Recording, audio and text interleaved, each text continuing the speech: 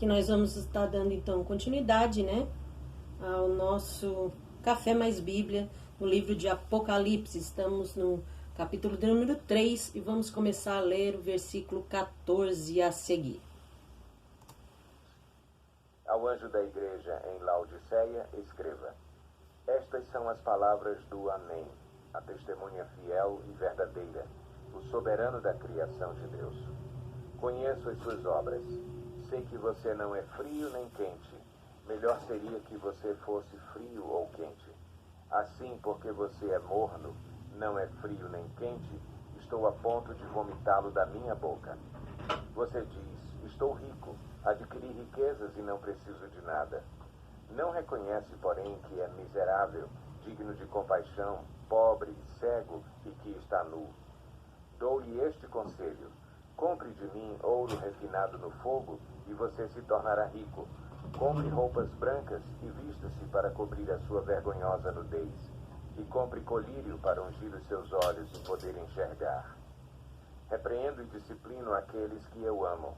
Por isso, seja diligente e arrependa-se. Eis que estou à porta e bato. Se alguém ouvir a minha voz e abrir a porta, entrarei e cearei com ele e ele comigo. Ao vencedor darei o direito de sentar-se comigo em meu trono, assim como eu também venci e sentei-me com meu Pai em meu trono. Aquele que tem ouvidos, ouça o que o Espírito diz às igrejas. Amém, né? Então nós vimos aí uma declaração bem clara de Jesus, que não devemos nem ser quente, né? Ou sermos quente ou frio, e não sermos mornos, né? Às vezes a gente vê, infelizmente, no meio da igreja, pessoas que elas sempre estão ali no meio termo, né? Não são realmente parecidas com Cristo e também não são totalmente o inverso de Cristo, né? Elas ali ficam no meio termo, a palavra delas não é sim, sim, não, não, é um meio termo, e a Bíblia é bem clara ao dizer que a estes, né, o Senhor ele vai vomitar, né? Porque ele ou sejamos frios ou quentes, né? Mas jamais no meio termo. Vamos dar continuidade agora, vamos ao capítulo de número 4. Apocalipse, capítulo 4. Depois dessas coisas, olhei, e diante de mim estava uma porta aberta no céu. A voz que eu tinha ouvido no princípio, falando comigo como trombeta, disse: Suba para cá, e lhe mostrarei o que deve acontecer depois dessas coisas. Imediatamente me vi tomado pelo Espírito, e diante de mim estava um trono no céu, e nele estava assentado alguém. Aquele que estava assentado era de aspecto semelhante a jaspe e sardônio. Um arco-íris, parecendo uma esmeralda, circundava o trono, ao redor do qual estavam outros 24 tronos, e assentados neles havia 24 anciãos. Eles estavam vestidos de branco e na cabeça tinham coroas de ouro. Bom, aí nós vimos então, né, do versículo 2 ao versículo 4, nós vimos aí, vamos marcar aí, se você quiser marcar no seu caderno, o significado, né? O significado aí de trono é o assento real de autoridade e governo. Também no versículo 3, jaspe sardônica, fala aí também. Isso significa, né, simboliza a glória divina visível ao homem. Também fala sobre um arco celeste, né, o arco-íris. Isso nós já vimos lá no livro do Êxodo, né, a aliança imutável de Deus com a terra em misericórdia. Né, foi um relacionamento pós-diluviano. Após o dilúvio, Deus faz essa aliança então com Noé, né, com os homens. E também no versículo 24 nós vimos aí, esse é o número da plenitude sacerdotal, né, o número de ofícios do sacerdote em Israel. Isso você tem base bíblica lá no livro de 1 Crônicas, capítulo 24, versículo 4, né? E é também 2 vezes a perfeição administrativa no homem. Aqui a gente aprende também, né, sobre essas figuras, né? Mais ou menos aqui sobre o que fala aqui nesses versículos também, né?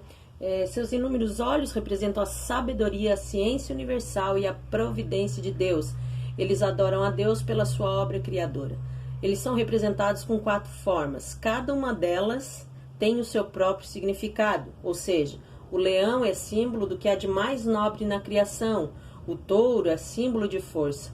O homem significa sabedoria e a águia simboliza agilidade. Desde há muito tempo a tradição viu nessas 4 formas os símbolos dos 4 evangelistas. É por isso que na representação artísticas antigas de cada um deles era representado acompanhado pelas 4 formas, ou seja, Mateus como leão, Marcos como touro, Lucas homem e João como águia. E isso, claro, está ali no versículo 8, né, quando fala cheio de olhos. E temos também no versículo 8 a aparência de 6 asas, que quer dizer, né, representa então uma rapidez sobrenatural. Aí fica a pergunta, por que 24 anciãos? Né? A Bíblia fala dos 24 anciãos, por quê? Na realidade existem 2 linhas teológicas que nos trazem 2 explicações. Uma é que todo o sacerdócio dos tempos antigos era representado por 24 anciãos. Isso a gente vê lá no livro de 1 Crônicas, capítulo 24, do 1 ao 9. Então, todo o sacerdócio, naquela época, eram representados por 24 anciões. Então, anciãos, né? Então, por isso, também essa passagem em Apocalipse falando desses 24 anciãos. E também a segunda área teológica acredita porque seria representando então as 12 tribos e os 12 apóstolos, ou seja, 12 tribos mais 12 apóstolos dariam 24. Então, cada um dos anciãos estaria representando uma tribo e depois um dos apóstolos, né? Até mesmo porque o nome das 12 tribos e dos 12 apóstolos estão escritos na Cidade Santa, que é a Nova Jerusalém. Isso a gente vê lá no capítulo 21, a gente vai ver à frente, né? Do versículo 10 ao versículo 4. Mas vamos continuar a leitura bíblica. Do trono saíam relâmpagos, vozes e trovões. Diante dele estavam acesas 7 lâmpadas de fogo, que são os 7 Espíritos de Deus. E diante do trono havia algo parecido como um mar de vidro, claro como cristal. No centro, ao redor do trono, havia 4 seres viventes cobertos de olhos, tanto na frente como atrás. O primeiro ser parecia um leão, o segundo parecia um boi, o terceiro tinha rosto como de homem, o quarto parecia uma águia em voo.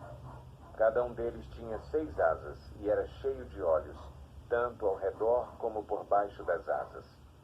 Dia e noite repetem sem cessar: Santo, Santo, Santo é o Senhor, o Deus Todo-Poderoso, que era, que é e que há de vir.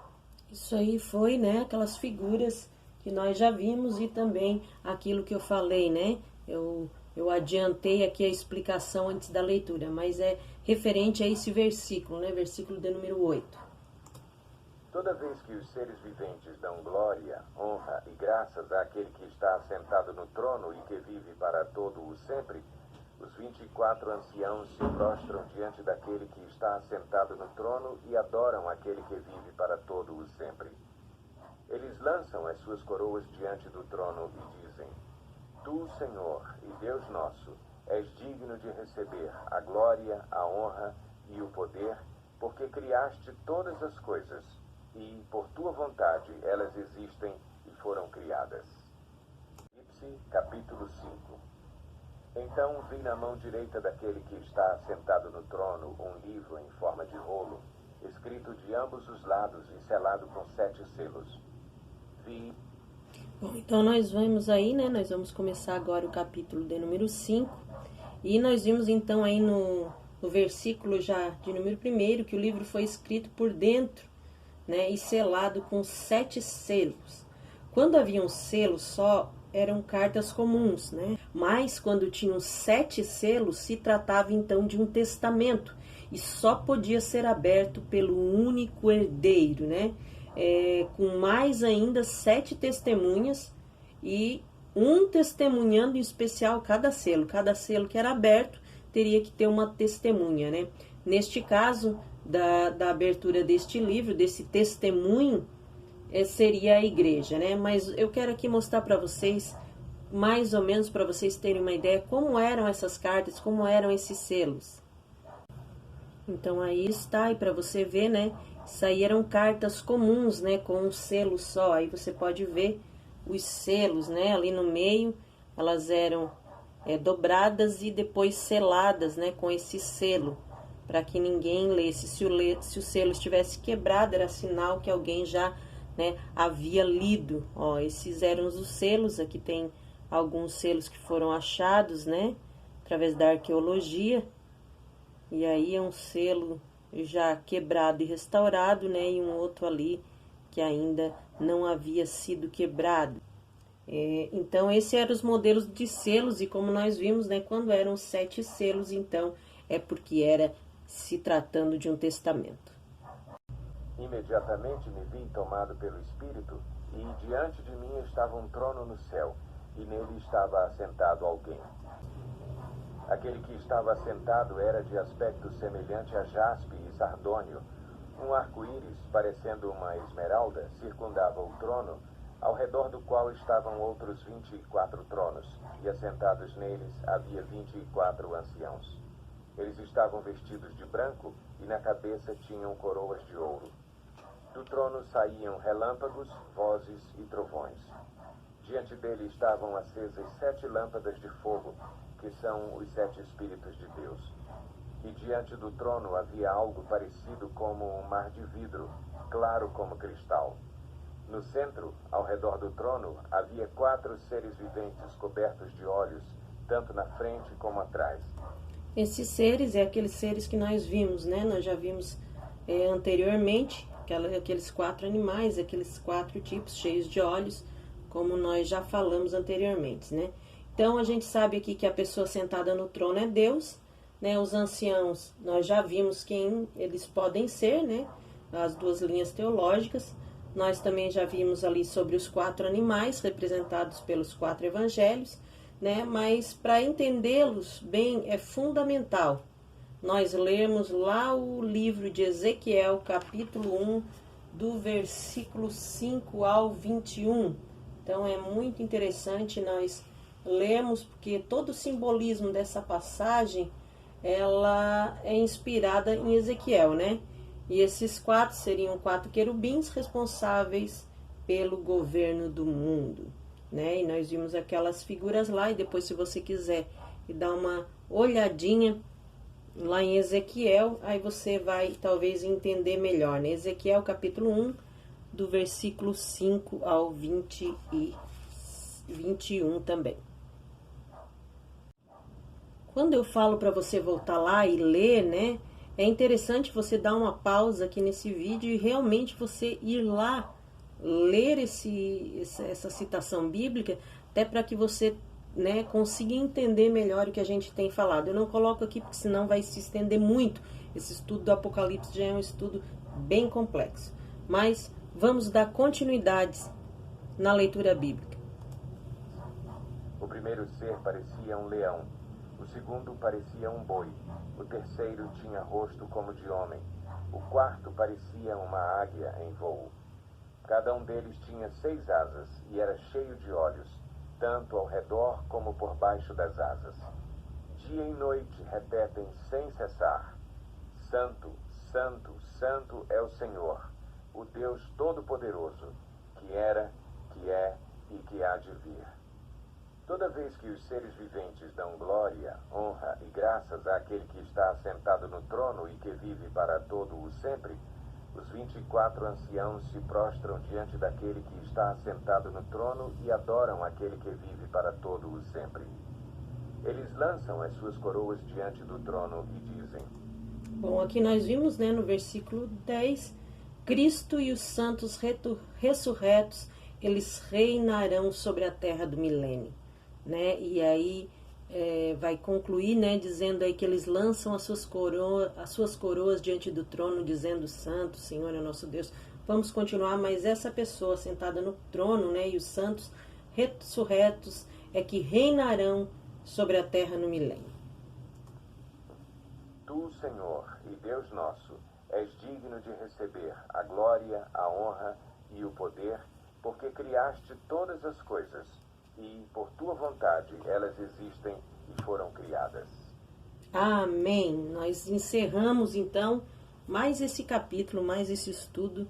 E eu encerro desejando a você, mais uma vez, que Deus abençoe a tua casa, a tua vida, o teu ministério, e que nós possamos continuar juntos aqui aprendendo com o Senhor, né? Lembrando que todas essas linhas teológicas que são faladas, de nada tem valia se eu e você não estivermos num só propósito, numa união, com o pensamento fixados no Senhor Jesus, porque tudo é para Ele, para a glória dEle, por Ele. Então, todas as coisas devem ser para glorificar o nome dEle.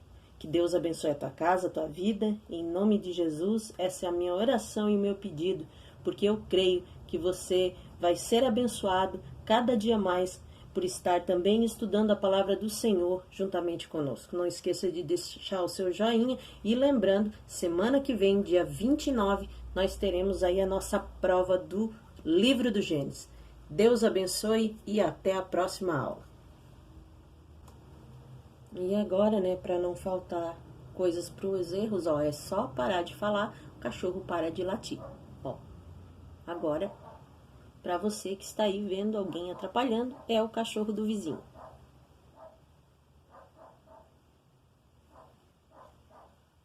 Não, a gente não vai ver, tá, Lana? Que isso aqui não é, isso aqui é de outro.